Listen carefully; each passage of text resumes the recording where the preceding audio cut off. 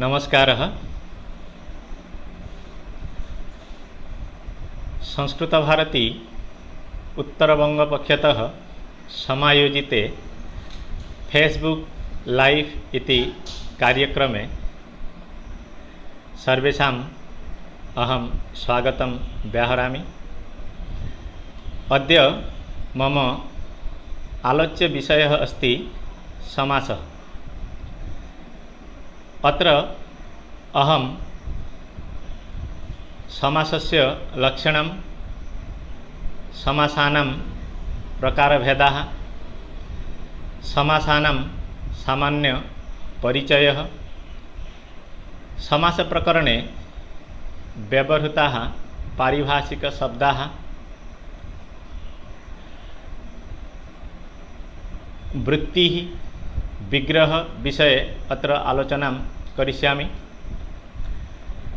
समास प्रकरणस्य उपोद्घातरूपं यत् सूत्रं वर्तते समर्थः पदविधिः,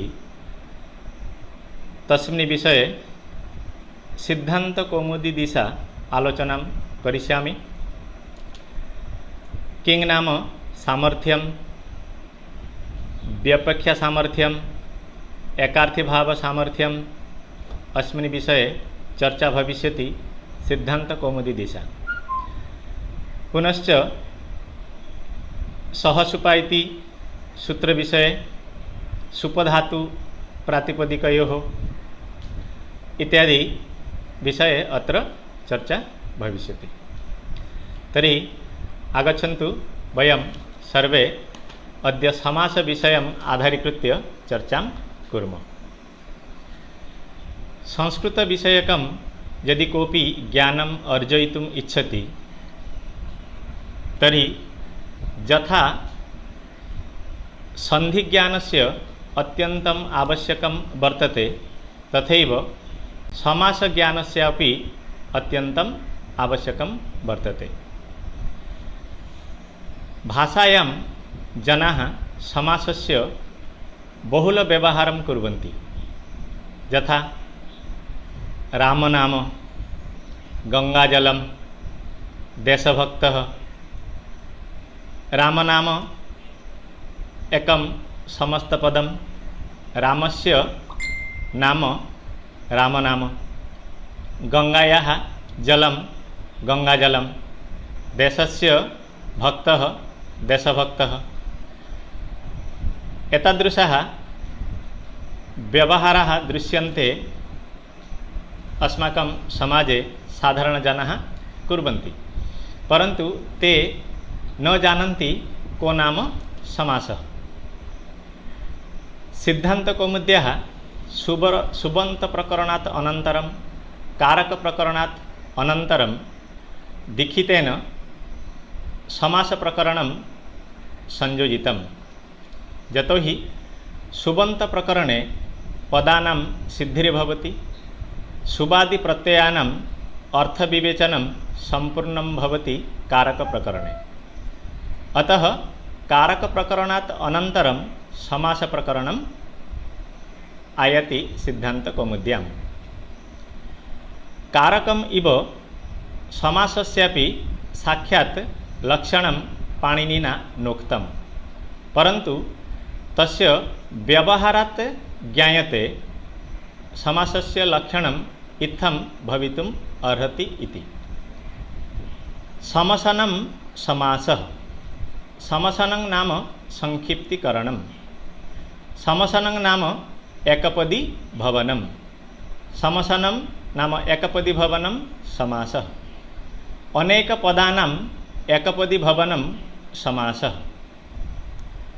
यत्र अनेकानि पदानि मिलित्वा एकस्मिन् एकपदेन विपरिणमन्ते तत्र भवति समासः।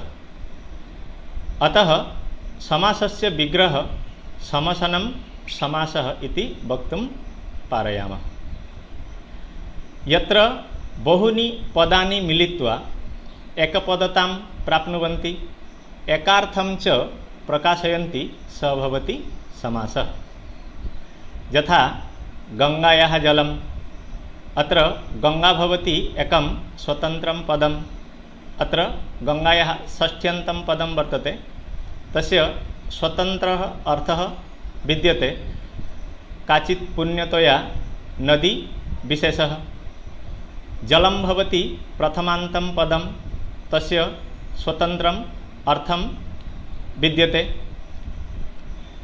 अत्र पदद्वयम् अर्थद्वयम्, परन्तु यदा समासः भवति तदा पदद्वयं मिलित्वा एकपदं भवति, अर्थद्वयं मिलित्वा एकार्थो भवति।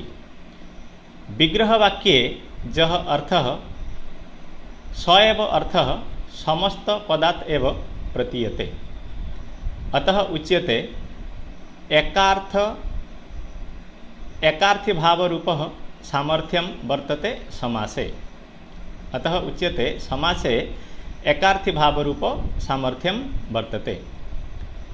यत्र पदानाम् अर्थः मिलितत्वेन उपस्थितिर्भवति, पृथक् पृथक् न तत्र एकार्थीभावरूप सामर्थ्यम्। यत्र अतः समासस्य लक्षणम् एकार्थीभावापन्न पदसमुदाय विशेषत्वं समासत्वम्। एकार्थीभावापन्न पदसमुदाय विशेषत्वं समासत्वम्। अत्र समासः पदद्वयेन ततोधिकेन वा सह भवति। परस्पर अर्थसम्बन्धेन युक्तानि पदानि एकत्र अत्र व्यवह्रियन्ते। तानि पदानि एव समासार्थं योग्यानि भवन्ति। येषां पदानां परस्परम् अर्थसम्बन्धो नास्ति तेषां पदानां समासो न भवति। यद्यपि पदेषु द्विविधा विभक्ति व्यवह्रियते, सुप् विभक्ति तिङ् विभक्तिश्च, तथापि बहुलतया सुबन्तपदेन सह समासो भवति। कुत्रचित् स्थले तिङन्त उत्तरपदेन समासः भवति। तिङन्तोत्तरपद समासः केवलं वेदे एव दृश्यते, लोके तादृशप्रयोगः न भवति। विशेषस्थले एव तिङन्तोत्तरपदेन सह समासः भवति। वयं जानीमः प्रत्येकशास्त्रस्य स्वतन्त्रः पारिभाषिकशब्दः अस्ति। तथैव समासे अपि कतिपयाः पारिभाषिकशब्दाः सन्ति। तस्मिन् विषये इदानीं वयम् आलोचयामः। समस्तपदं। समासे पदयोः वा येषां पदानां व्यवहारः भवति तत् भवति समस्यमानं पदं। यथा वीणा पाणौ यस्या सा। अत्र वीणा भवति एकं समस्यमानं पदं, पाणि भवति एकं समस्यमानं पदं। यदा तयोः समासो भवति तदा वीणापाणिः भवति, तदा वीणापाणि भवति समस्तपदम्। एतदतिरिक्तं बहवः उपसर्जनादयः पारिभाषिकाः शब्दाः सन्ति, वयम् अग्रे आलोचयामः। समास विधानसमये समस्यमाने पदे अवयवरूपेण या विभक्तिः वर्तते तस्या विभक्तेः लुक् भवति। सूत्रं भवति सुपो धातुप्रातिपदिकयोः। धातोः अवयवत्वेन विद्यमानस्य सुपः प्रातिपदिकस्य अवयवत्वेन विद्यमानः सुपः अनेन सूत्रेण लुक् भवति। इदानीं प्रश्नः, धातोः किं सुप् विभक्तयः व्यवहृताः भवन्ति? उच्यते धातोः सुप् प्रत्ययाः न भवन्ति, परन्तु सुबन्त शब्दात् क्यच् काम्यच् आदि प्रत्ययानां व्यवहार भवति। सुबन्तात्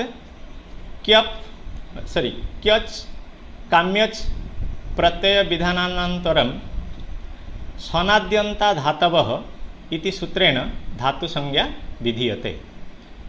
अतः क्यच् काम्यच् प्रभृतयः ये प्रत्ययाः सुबन्तात् विहिताः आसन्, इदानीं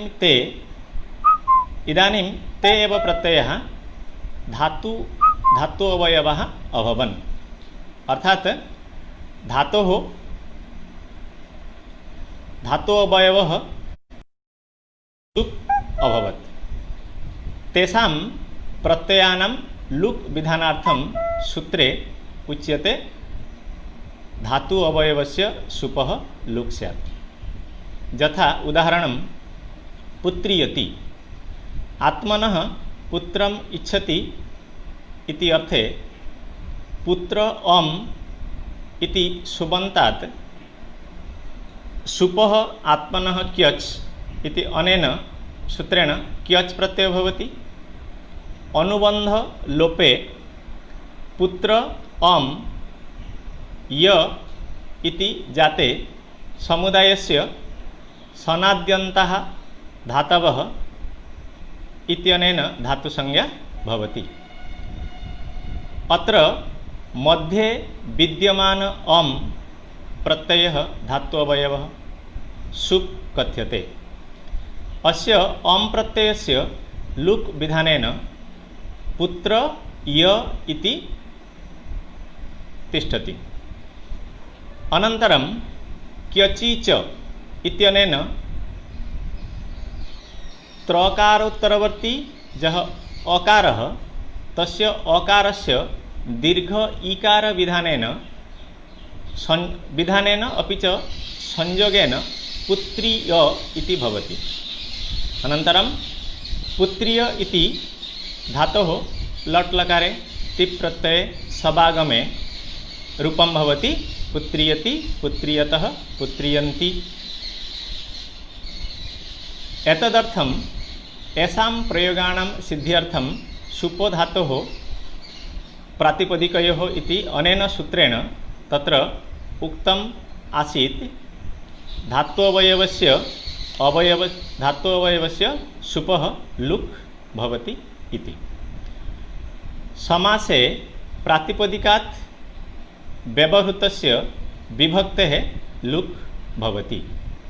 विभक्ति लुगनन्तरं पदसमूह एकपदेन विपरिणमन्ते।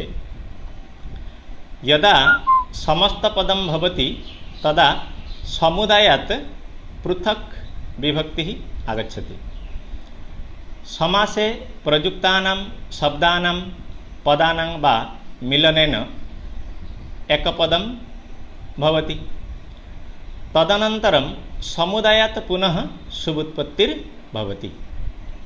इत्थं पदं परिनिष्ठितत्वं भवति। अतः समासलक्षणबोधकम् एकं पद्यं श्रूयते। विभक्तिर्लुप्यते यत्र तदर्थस्तु प्रतीयते पदानां चैकपद्यं च समास स्वभिधीयते। अत्र अयमेव आशयः। समाससंज्ञायाः अनन्तरं कृत्तद्धितसमासाश्च इति अनेन सूत्रेण प्रातिपदिकसंज्ञा भवति। अनन्तरं पदयोः विभक्तेः लुक् भवति। सुपधातु प्रातिपदिकयोः इति अनेन सूत्रेण। विग्रहवाक्ये जः अर्थ स एव अर्थ समास संज्ञा विधानात् अनन्तरम् एव प्रतीयते। समासे अनेकानां पदानां सम्मिलनेन एकपदं भवति। इदानीं वयम् आलोचयामः समासानां संख्या विषय। समासानां संख्या विषये प्राचीनवैयाकरण नव्यवैयाकरणयोः वैमत्यं परिदृश्यते। समास चतुर्विधः इति प्रायोवादः, अर्थात प्राचीनवैयाकरणः समासः प्रायतः चतुर्विधः इति आमनन्ति। अव्ययीभावः, तत्पुरुषः, बहुव्रीहि, द्वन्द्वः। केवलसमासोऽपि एकः समासः वर्तते। अत्र समासः भवति परन्तु तस्य संज्ञा कापि न भवति। अतः विशेषसंज्ञा विनिर्मुक्त केवलसमासः इति उच्यते। अस्य उदाहरणं भूतपूर्वः अग्रे वयम् आलोचयामः। सिद्धान्तकौमुद्यां केवलसमासः पृथक्तया प्रतिपादितो नास्ति। अव्ययभावसमासे अस्य अन्तर्भावः अस्ति। इदानीं समासानां संक्षिप्तपरिचयं जानीमः। समासेषु प्रथमसमासः भवति अव्ययीभावसमासः। अव्ययीभावः इति शब्दस्य कः अर्थः? यदि प्रश्नः स्यात् तर्हि उच्यते अनव्ययम् अव्ययं सम्पद्यते इति अव्ययीभावः, अथवा अनव्ययस्य अव्ययीभवनम् इति अव्ययीभावः। जो अव्यय नासीत् इदानीम् अव्ययम् अभवत्, स भवति अव्ययभावः। प्रायेण पूर्वपदप्रधान भवति अव्ययभावः। अव्ययीभावसमासे पूर्वपदस्य अर्थः प्रधानो भवति। समासे न्यूनातिन्यूनं पदद्वयम् आवश्यकम्। अत्र समासे पूर्वपदस्य अर्थः प्रधानो भवति।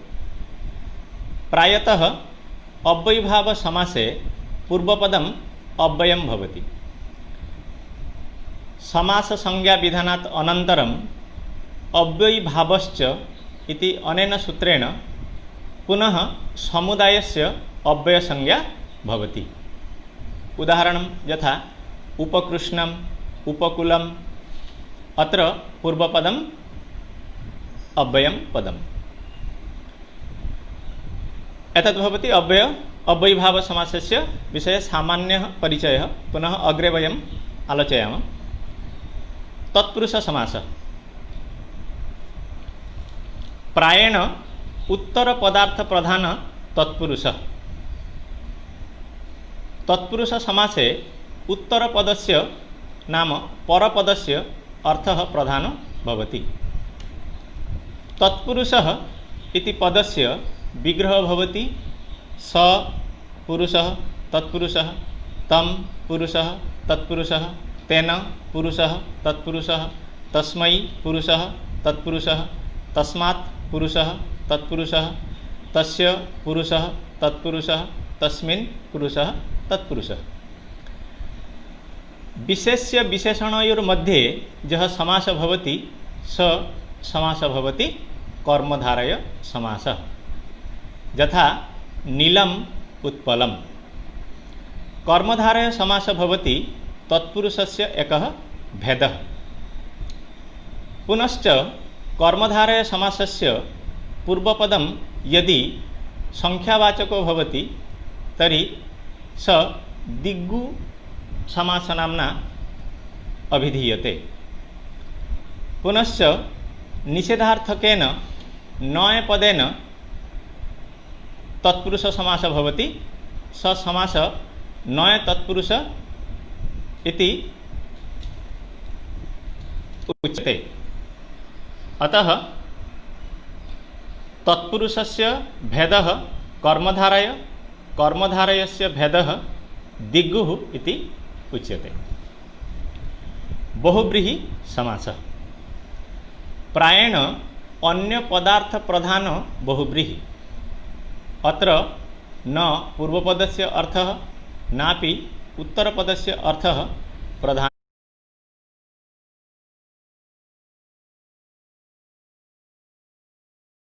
भवति, परन्तु उभय पदार्थ अतिरिक्तं कस्यचित् अन्यस्य पदस्य अर्थः प्रधानो भवति।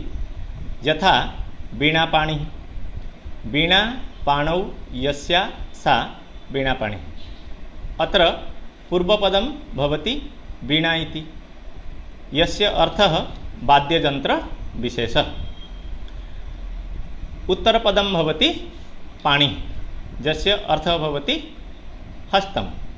परन्तु अनयोर्मध्ये यदा समासः भवति तदा वीणापाणि इति पदं निष्पद्यते, तदा न वीणापदस्य स्वतन्त्रः अर्थः भवति, न तु पाणिशब्दस्य स्वतन्त्रः अर्थः निष्पद्यते, परन्तु उभयोः पदयोः मिलनेन वीणापाणि इति शब्दात् वाग्देवी सरस्वती रूप अर्थः बोधजायते।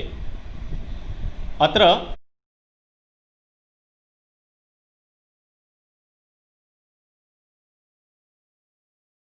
सरस्वती रूप अर्थः न पूर्वपदस्य नापि उत्तरपदस्य, अतः उच्यते अन्य पदार्थ प्रधान बहुव्रीहि। प्रायः अत्र विशेष्य विशेषण पदयोर्मध्ये समासः भवति बहुव्रीहि समासे, किन्तु अत्र वैशिष्ट्यम् अन्य पदस्य अर्थस्य अत्र प्राधान्यं भवेत्। अपरः एकः समासः भवति द्वन्द्वसमासः। प्रायेण उभय पदार्थ प्रधानो द्वन्द्वः। अत्र समासे जानि पदानि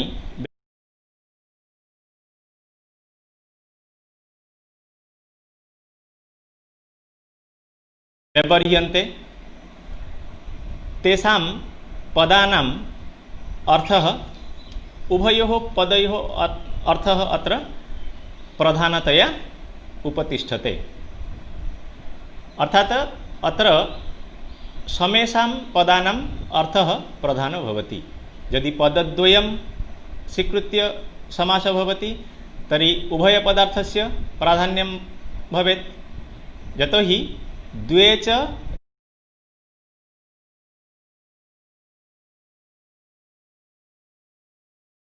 च इति तयोः समाहार द्वन्द्वम्। द्वन्द्वसमासे बहूनि पदानि समासार्थं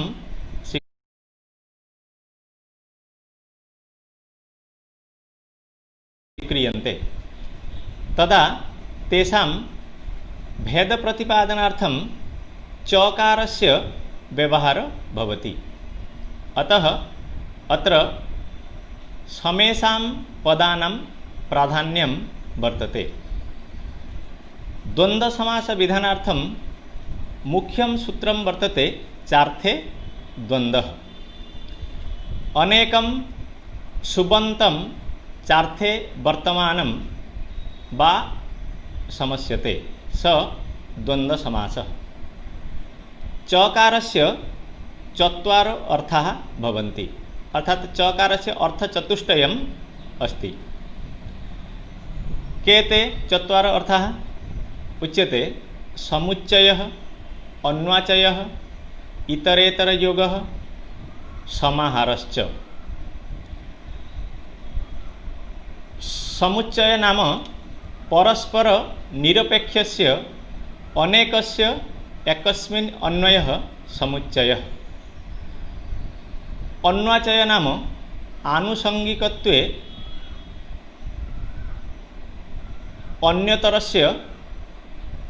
अन्यतरस्य आनुषंगिकत्वे अन्वाचयः। मिलितानाम् अन्वयः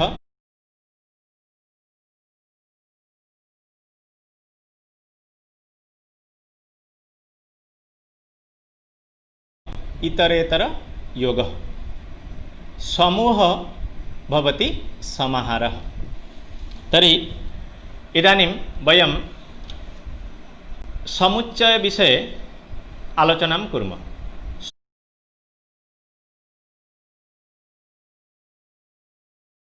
समुच्चयस्य यः अर्थ समुच्चय तस्मिन् अर्थे समास न भवति।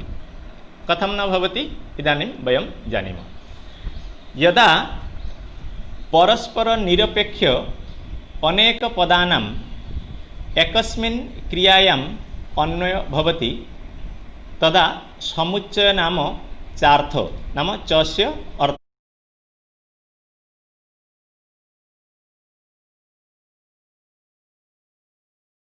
भवति। यथा उदाहरणम् ईश्वरं गुरुं च भजस्व। अत्र ईश्वरं भवति एकं कर्मपदं, गुरु भवति एकं कर्मपदम्। अत्र यथा एकस्य कर्मपदस्य ईश्वरस्य भजनक्रियायाम् अन्वय भवति तथैव द्वितीयस्य कर्मपदस्य गुरोः अपि भजनक्रियायाम् अन्वय भवति।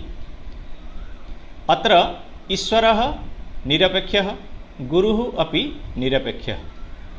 निरपेक्ष शब्दस्य तात्पर्यं भवति परस्पर अपेक्षा अभावः। अर्थात् ईश्वरपदं गुरुपदं न अपेक्षते, गुरुपदं ईश्वरपदं न अपेक्षते। अतः उभयोः भजनक्रियायाम् अन्वय भवति। अतः अत्र समुच्चयरूप चार्थः। ईश्वरः गुरुश्च परस्पर निरपेक्षत्वेन सामर्थ्याभावात् अत्र समास न भवति। सामर्थ्यविषये वयम् अग्रे आलोचयामः। अतः अत्र समुच्चय यः चस्य अर्थ तस्मिन् अर्थे समास न भवति। चस्य द्वितीयो अर्थ भवति अन्वाचय। अन्वाचय नाम अन्यतरस्य आनुषंगिकत्वेन अन्वयः। समुच्चयेषु यदि समुच्चयमानस्य एकस्य आनुषंगिकतया नाम गौणतया यदि अन्वय भवति तदा अन्वाचय नाम चार्थ। यथा भिक्षाम् अट गां च आनय। भिक्षार्थं भ्रमणं कुरु, यदि मार्गे गां पश्यति तर्हि गामपि आनय। अत्र भिक्षार्थम् अटनं नाम भ्रमणं भवति प्रधानम् अनिवार्यम्। गौः आनयनं भवति आनुषंगिकम् अर्थात् गौणः। अतः अत्र अन्वाचय नाम चार्थः। अत्र क्रिया भिन्ना भिन्ना वर्तते। पुनश्च कर्मणः एकस्य कर्मणो एकं प्रधानम् एकम् अप्रधानं च। अत्र परस्पर आकांक्षा अभावात् सामर्थ्यं नास्ति। अतः सामर्थ्याभावात् समासोऽपि न भवति। परन्तु इतरेतरयोगे समाहारे सामर्थ्यं तिष्ठति। तयोः अर्थे द्वन्द्वसमास भवति। तर्हि को नाम इतरेतरयोगः? यदा पदार्थानाम् अर्थः यदा पदानाम् अर्थः परस्परं मिलित्वा एकस्मिन् क्रियायाम् अन्वेति, अर्थात् यत्र समस्तपदं पृथक् पृथक् अर्थं प्रतिपाद्य एकस्मिन् क्रियायाम् अन्वयो भवति तदा इतरेतरयोगचार्थः भवति। यथा धवखदिरौ छिन्धि। अत्र धवखदिर मिलित्वा छिन्धि क्रियायाम् अन्वय भवति। अतः अयं चार्थः इतरेतरयोग उच्यते। अत्र सामर्थ्यं वर्तते। इतरेतरयोगद्वन्द्वे उत्तरपदस्य अनुसारं लिङ्गव्यवस्था भवति। यथा धवखदिरौ इत्यत्र धवखदिरौ द्वौ पदार्थौ, अतः द्विवचनम् अभवत्। खदिरशब्दः पुंलिङ्गः, अतः तस्य शब्दस्य पुंलिङ्गान्तशब्दस्य द्विवचनम् अत्र भवति। तथैव रामकृष्ण हरयः इत्यत्र रामः कृष्णः हरिः त्रयपदार्थाः, अतः बहुवचनं भवति।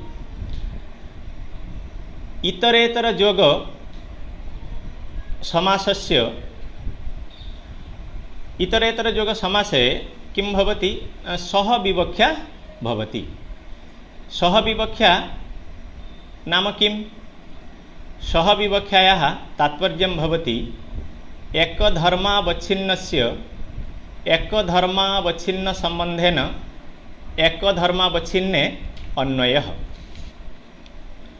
यथा उदाहरणं मया उक्तं धवखदिरौ छिन्धि। अत्र धवखदिरविशिष्टस्य समुदाय अर्थस्य कर्मत्वरूप एकसम्बन्धेन छिन्धि नाम्ना एकस्मिन् क्रियायाम् अत्र अन्वय भवति। अतः अयं समासः इतरेतरयोगद्वन्द्व इति उच्यते। पुनः आगच्छति समाहारद्वन्द्वः। समूहः समाहारः। यदा पदद्वयस्य अर्थः पदानां वा अर्थः पृथक् पृथक्त्वेन अन्वय न भूत्वा समूहत्वेन अन्वय भवति, तदा समाहार नाम चार्थः। समाहार नाम यथा उदाहरणं संज्ञा परिभाषं, संज्ञा च परिभाषा च। अत्र संज्ञा च परिभाषा च अनयोः समाहारः संज्ञा परिभाषम्। समाहारद्वन्द्व समासे किं भवति न सनपुंसकम् इति अनेन सूत्रेण समस्तपदस्य नपुंसक लिङ्गो भवति। अपि च सम्पूर्ण अर्थः वा समूहार्थ एकत्वेन सदैव एकवचनं भवति। समासानां लक्षणं मया पृथक् पृथक् उक्तम्। एतत् केवलं सामान्यबोधार्थं मया उक्तम्। यतोहि उपर्युक्तानि लक्षणानि सर्वत्र समन्वयानि न भवन्ति। यतोहि मया आदौ उक्तं पाणिनिना समासस्य लक्षणं साक्षात् नोक्तं। तर्हि समासस्य निर्दिष्टं लक्षणं किं भवेत्? यदि प्रश्नः भवेत् तर्हि तस्य उत्तरे वयं कथयितुं पारयामः अव्ययीभाव अधिकारपठितत्वम् अव्ययीभावत्वं, तत्पुरुष अधिकारपठितत्वं तत्पुरुषत्वं, बहुव्रीहि अधिकारे पठितत्वं बहुव्रीहित्वं, द्वन्द्व अधिकारे पठितत्वं द्वन्द्वत्वं। समासानां नाम विषये श्लोकद्वयं श्रूयते। यथा समासं वयं सहजेन मनसि स्थापयामः, तदर्थम् एकः श्लोकः इत्थं श्रूयते। द्वन्द्वोऽस्मि दिगुरपि गृहे च मे सततमव्ययीभावः, तत्पुरुष कर्मधारय जेनाहं स्याम बहुव्रीहि। अर्थात कश्चन दरिद्र ब्राह्मणः राजदरबारे स्वस्य दारिद्र्यगाथां कथयति। हे राजन्, द्वन्द्वोऽहम्, अर्थात अहम एको न, मम भार्या अपि अस्ति, जस्या भरणपोषणम् अहं करोमि। दिगुरपि, द्वौ गावौ मम गृहे तिष्ठतः, ययोः कृते प्रत्यहम् अहं खाद्यव्यवस्थाम् अपि करोमि। परन्तु मम दशा एतादृशी वर्तते यत् मम गृहे सततम् अव्ययीभावः अर्थात व्ययार्थं किंचिदपि नास्ति। अतः हे तत्पुरुषः, हे पुरुषश्रेष्ठः,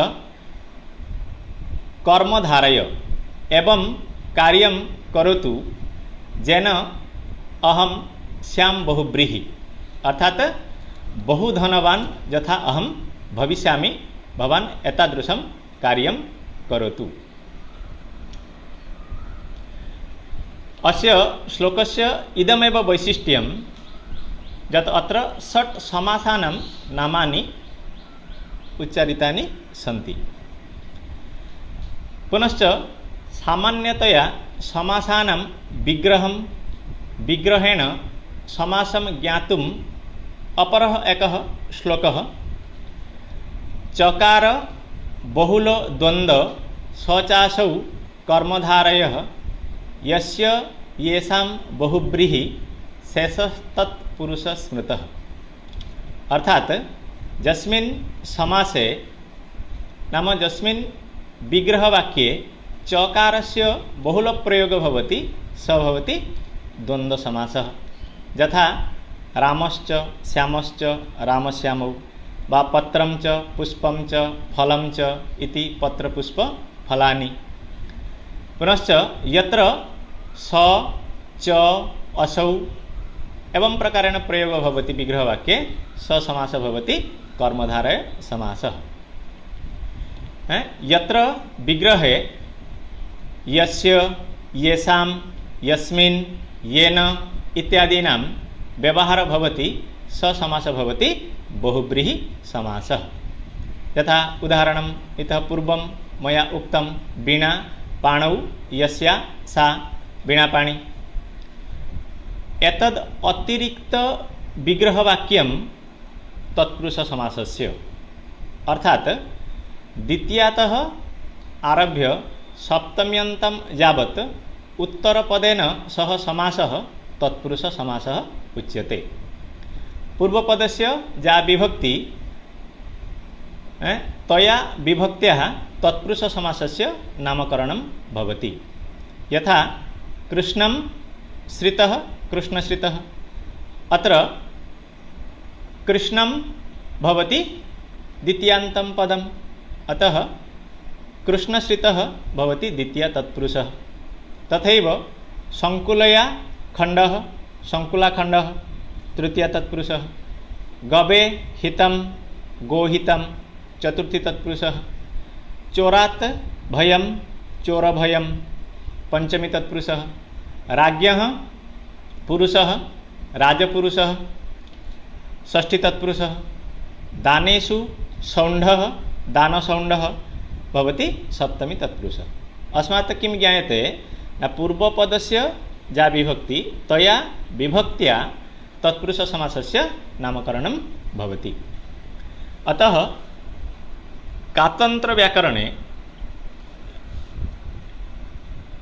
कातंत्र व्याकरणे उच्यते विभक्तयोः द्वितीयाद्या नाम्ना परपदेन तु समस्यन्ते समासो हि ज्ञेयस्तत्पुरुष सच। एवं प्रकारेण समासस्य सामान्य परिचयः अस्माभिः आलोचितः। इदानीं समास प्रकरणे एकः पारिभाषिकः शब्दः आगच्छति वृत्तिः। परार्थाभिधानं वृत्तिः। समासादौ यदा पदं स्वस्य अर्थं पूर्णतया आंशिकरूपेण वा परित्यज्य एकस्य विशिष्ट अर्थस्य बोधकं भवति तदा सा वृत्ति इति उच्यते। वृत्तौ शब्दानाम् अर्थः मिलितः सन् एकार्थत्वेन परिणमते। कृत् तद्धित समास एकशेष सनाद्यन्त धातुरूपाः पंचवृत्तयः भवन्ति। अत्र समास भवति एका वृत्तिः। समासे अपरः एकः पारिभाषिकः शब्दः विग्रह लक्षणं भवति वृत्त्यर्थं बोधकं वाक्यं विग्रह। समासे विग्रह स्वीक्रियते, कृदन्ते अपि विग्रह स्वीक्रियते, तद्धिते अपि विग्रह भवति।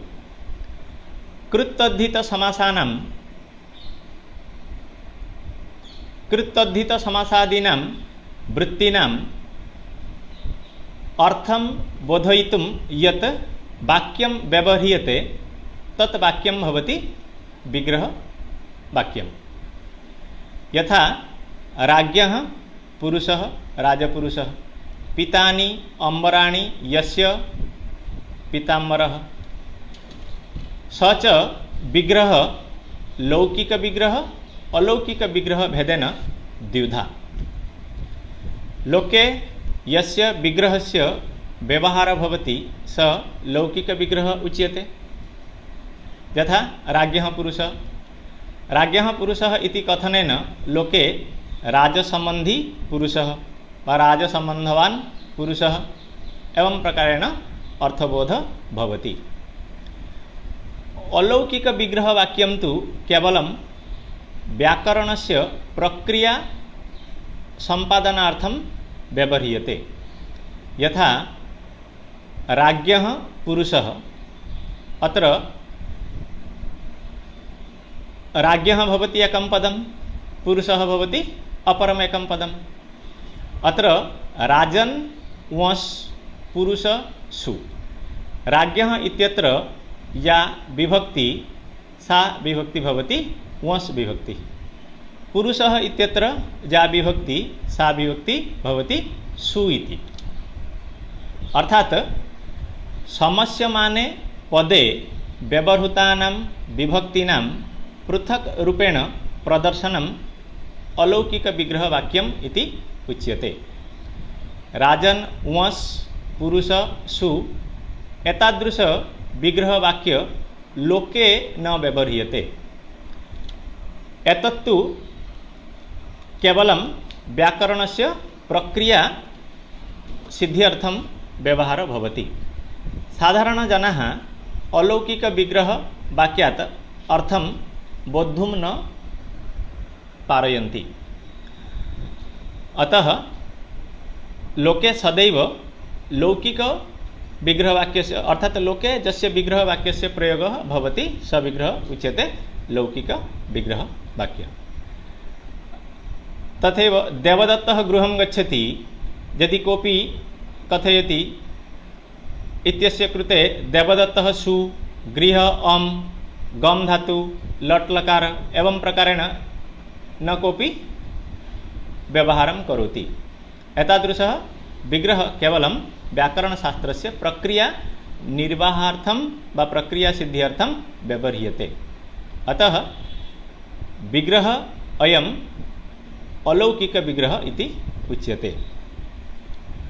विग्रहोऽपि द्विधा विभज्यते, स्वपद विग्रह अश्वपद विग्रहश्च। लौकिक विग्रह वाक्ये येषां पदानां व्यवहारः अस्ति यदि समासोऽपि तैः पदैः सह भवति तदा स विग्रहवाक्य भवति स्वपद विग्रहवाक्यम्। विग्रहवाक्ये एकं प्रकारकं पदं समासो यदि तद् भिन्न पदेन सह भवति तदा स विग्रह अश्वपद विग्रह इति उच्यते। यथा उदाहरणम् अधिहरि। अधिहरि इति समस्तपदम्, अस्य लौकिक विग्रह वाक्यं भवति हरौ इति। लौकिक विग्रह वाक्ये इति शब्दस्य प्रयोगः अस्ति, परन्तु समासः भवति अधि इत्यनेन सह। अतः लौकिक विग्रहे अधिशब्द नासीत्, अतः विग्रह अयम् अश्वपद विग्रह इति उच्यते। स्वपद विग्रह यथा राज्ञः पुरुषः। अत्र लौकिक विग्रहे राजन्पदस्य व्यवहारः अस्ति, पुरुषपदस्य अपि व्यवहारः अस्ति। पुनश्च समासः तयोः पदम् आधारीकृत्य एव अत्र समासः भवति राजपुरुषः इति हेतोः अयं विग्रहः भवति स्वपदविग्रहः। अस्तु, कुत्रचित् उत्तरपद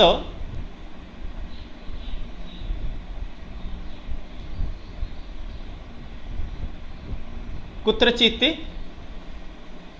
अश्वपद विग्रहे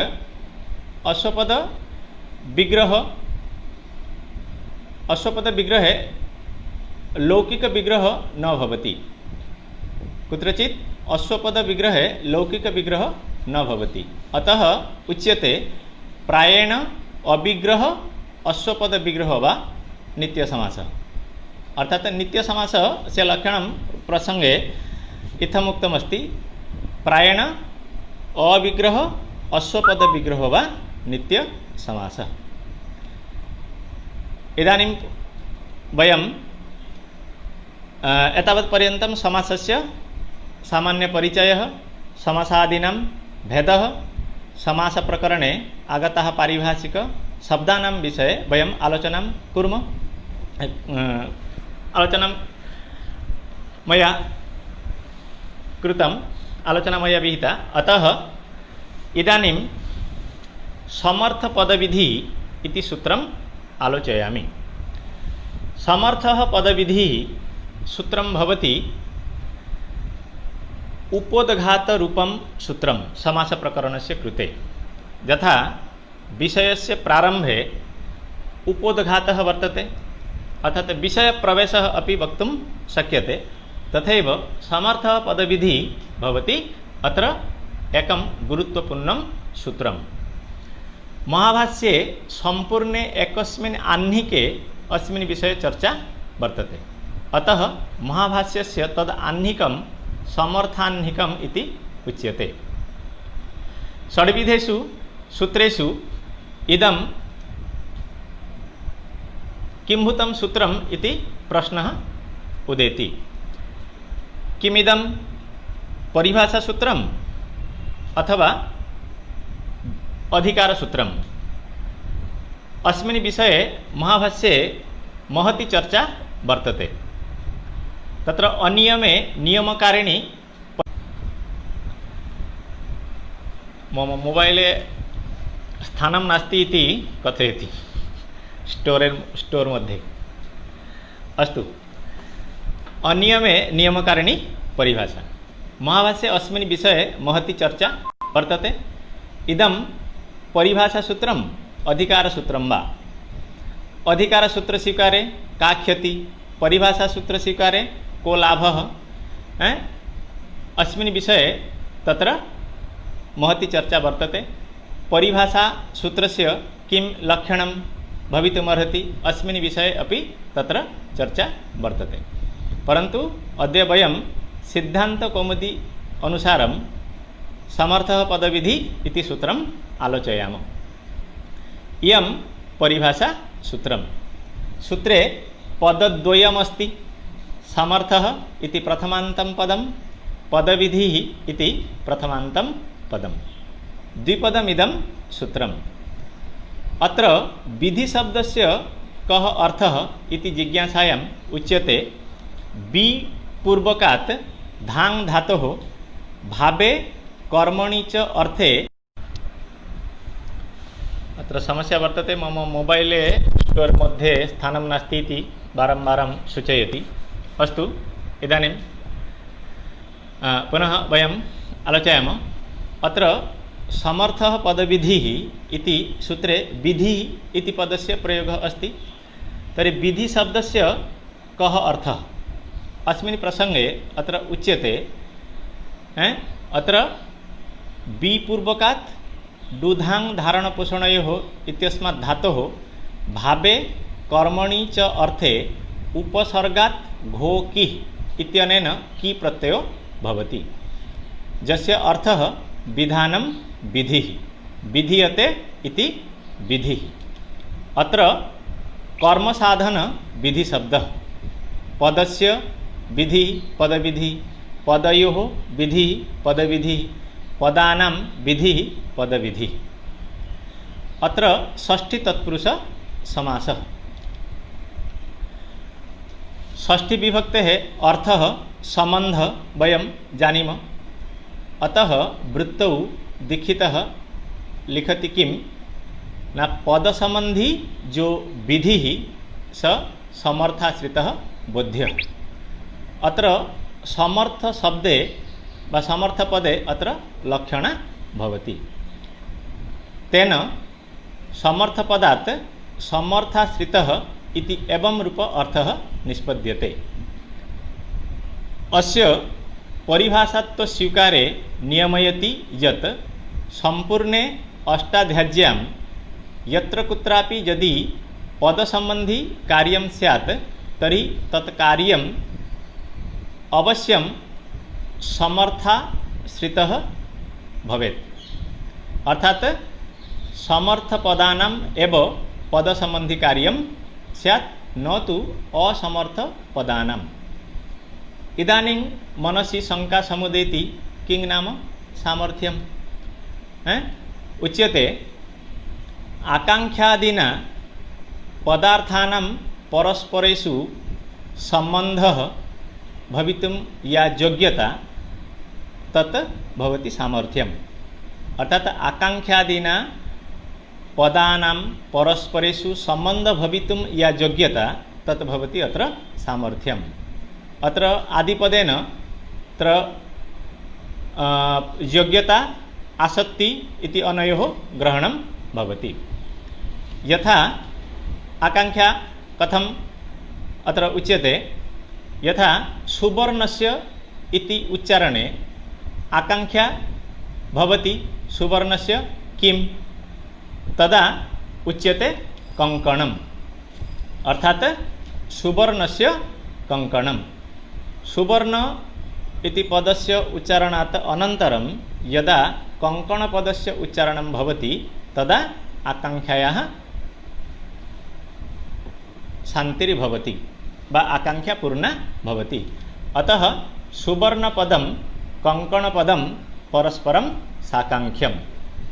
अतः अनयोः पदयोर्मध्ये सामर्थ्यम् अस्ति इति हेतोः सुवर्णस्य कंकणं सुवर्णकंकणम् एवं प्रकारेण अत्र समासः भवितुम् अर्हति। परन्तु भार्या सुवर्णस्य कंकणं राज्ञः अत्र भार्यापदस्य सुवर्णपदेन सह कंकणपदस्य राज्ञपदेन सह अत्र आकांक्षा नास्ति। अतः परस्परेषु आकांक्षा अभावात् सामर्थ्यं न भवति इति हेतोः अत्र भार्या सुवर्णपदैः अत्र समासः न भवति। सामर्थ्यं द्विविधम्। व्यपेक्ष्य सामर्थ्यम् एकार्थीभाव सामर्थ्यं च। व्यपेक्ष्य सामर्थ्यं विशेषेण अपेक्षा व्यपेक्षा। वाक्ये परस्पर अन्वय भवितुं या योग्यता सा भवति व्यपेक्षा। वाक्ये परस्पर अन्वय भवितुं या योग्यता सा भवति व्यपेक्षा। अत्र अयमेव आशयः वाक्ये शब्दः स्वं स्वम् अर्थं प्रतिपादयन् अपि आकांक्षा योग्यता आसक्तिवशात् परस्परयोः सम्बन्धम् अपेक्षते। इयं भवति व्यपेक्षा। अतः व्यपेक्षायाः लक्षणं स्वार्थपर्यवसायिनां पदानाम् आकांक्षावशात् परस्पर सम्बन्धः व्यपेक्षा। अर्थात् स्वार्थपर्यवसायिनां पदानाम् आकांक्षावशात् परस्पर सम्बन्धः भवति व्यपेक्षा। अत्र अयमेव निष्कर्षः वाक्ये यत् सामर्थ्यं तिष्ठति तत् भवति व्यपेक्षा सामर्थ्यम्। अस्तु, इदानीम् एकार्थीभाव सामर्थ्यम् आलोचयामः। यदा समासो भवति तदा पदानि स्वं स्वं अर्थं परित्यज्य समस्तपदत्वेन वा एकं मिलितार्थम् उपस्थापयन्ति तद्भवति एकार्थीभाव सामर्थ्यम्। अत्र महाभाष्यस्य व्याख्याकारः कयटः कथयति किं न यत्र प्रधानस्य अर्थस्य प्रतिपादनार्थं पदं स्वस्य अर्थं गौणीकरोति अथवा पदं व्यर्थीभूय किमपि अर्थान्तरं प्रतिपादयति तद्भवति एकार्थीभाव सामर्थ्यम्।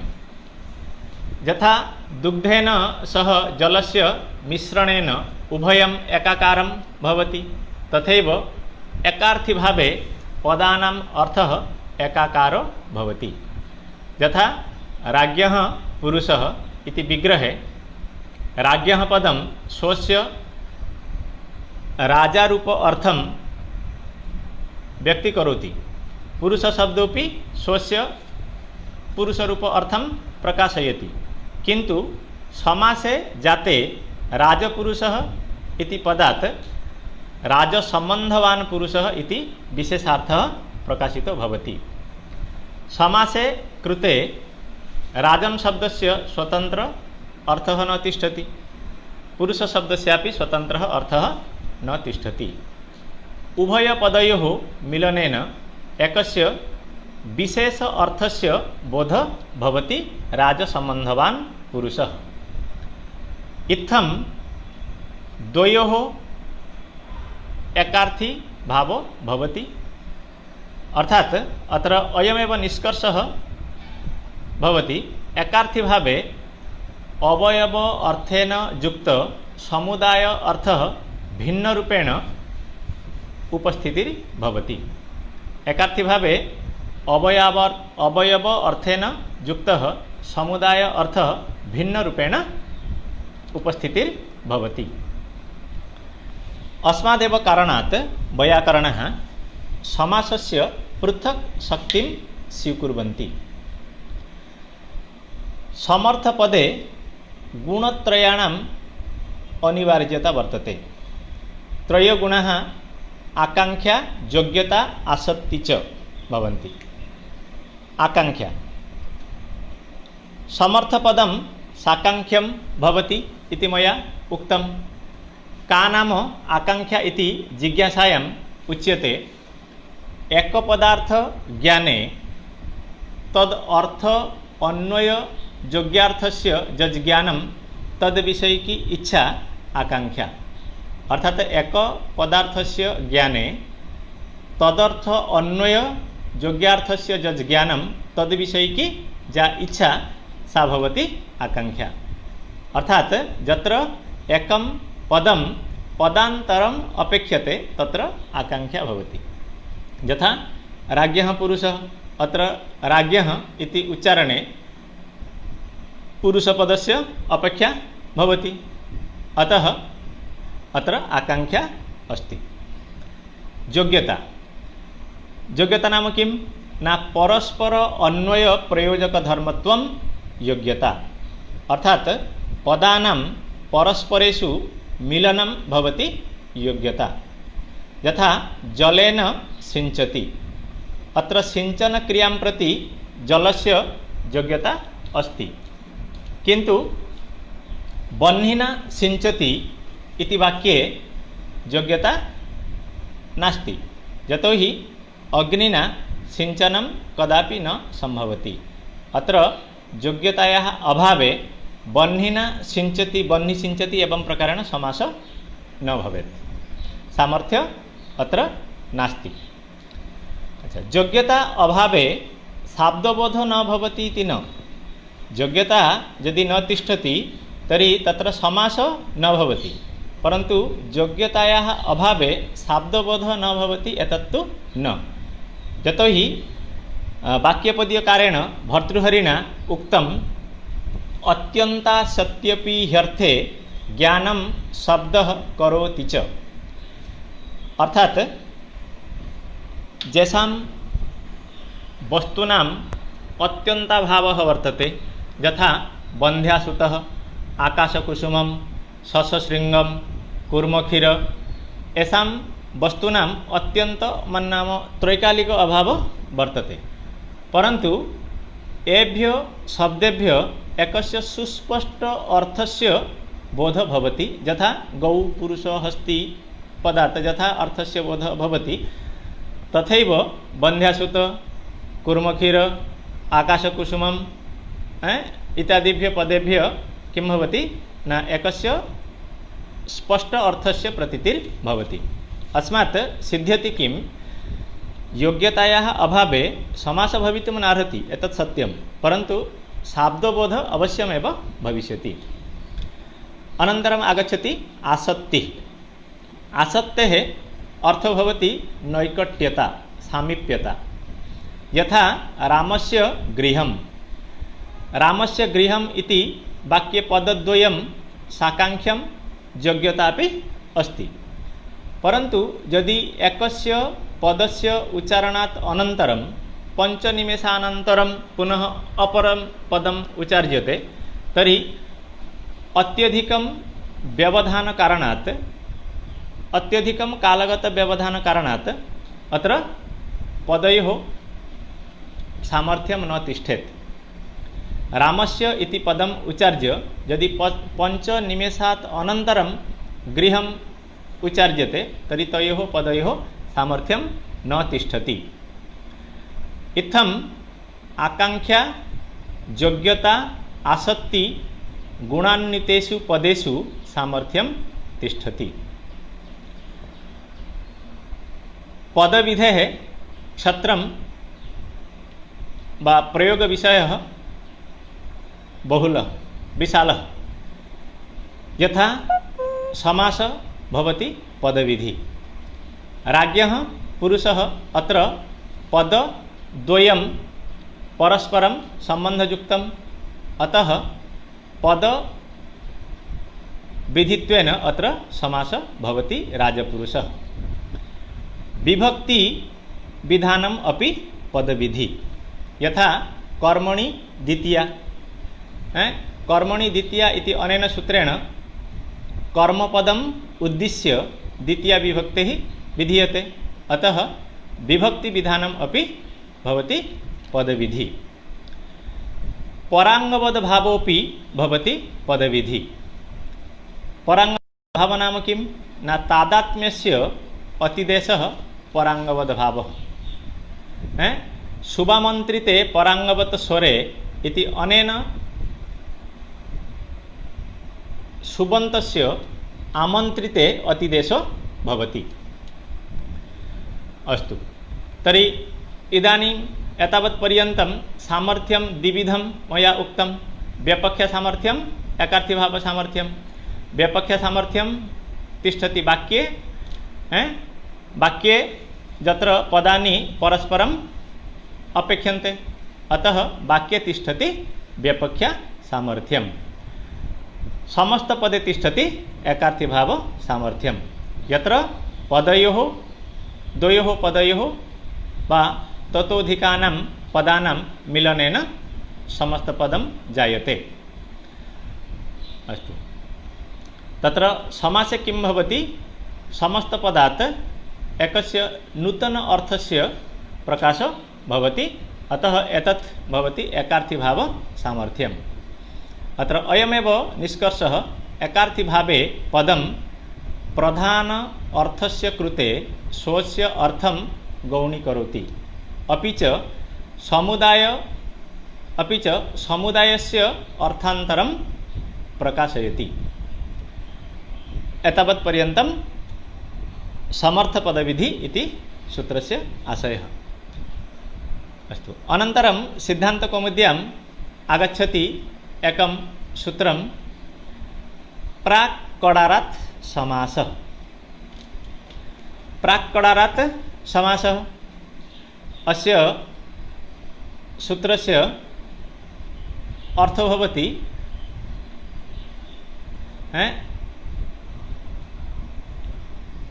कडाराः कर्मधारये, कडाराः कर्मधारये कडारा कर्मधारय भवति द्वितीय अध्यायस्य द्वितीयपादस्य 38 संख्यकं सूत्रम्। कडारा कर्मधारये इत्यतः प्राक् समास इति अधिक्रियते, अर्थात अधिकार सूत्रमिदं। कडाराः कर्मधारये इति सूत्रस्य पूर्वपर्यन्तं समास इति पदस्य अधिकार तिष्ठति। यथा समास विधायकम् अग्रिमं सूत्रं भवति सहसुपा। सूत्रमिदं प्राक् कडारात् समास इत्यस्य अधिकारे आगच्छति। अत्र सहसुपा इति सूत्रं प्रति समास इति पदम् आगच्छति। यावत्पर्यन्तं समासस्य अधिकारो गच्छति, यावत्पर्यन्तं समासस्य अधिकारो गच्छति तस्य अधिकारे सूत्रैः यत् कार्यं विधीयते तत् कार्यं समास नाम्ना परिचितो भवति। इत्थं भवति इयं समास भवति एका संज्ञा।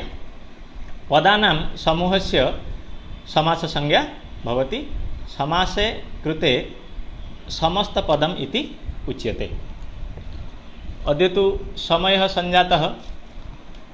इदानीं सूत्रम् आगच्छति सहसुपा। सहसुपा इति सूत्रं वयं पुनः अन्यस्मिन् दिने पठामः, यतोहि अस्माकं निर्धारितः समयः सः समयः सम्पूर्णः सञ्जातः। तर्हि अद्य एतावद् अस्तु। पुनः यदि संस्कृतभारतीपक्षतः आदेशः भवेत् तर्हि वयं पुनः सहसुपा इति सूत्रतः पठामः। अस्तु तर्हि अद्य एतावत्पर्यन्तं। एतावत् सर्वे अत्र धैर्यसहकारेण श्रुतवन्तः दृष्टवन्तः तेभ्यः सर्वेभ्यः अहं साधुवादं कृतज्ञतां च व्याहरामि। नमो नमः।